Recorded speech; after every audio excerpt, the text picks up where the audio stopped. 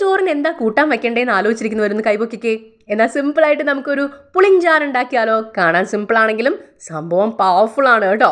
അപ്പോൾ കടുക്, ജീരകം, കായം, ചുവന്ന മുളക്, കറിവേപ്പില, കുരുമുളക് പൊടി, ഉലുവപ്പൊടി ഇതെല്ലാം ഇട്ട് ഒന്ന് വറന്ന് വന്നു കഴിയുമ്പോൾ അതിലേക്ക് സവാള ഇടുക, ഉപ്പിടുക ആവശ്യത്തിന്.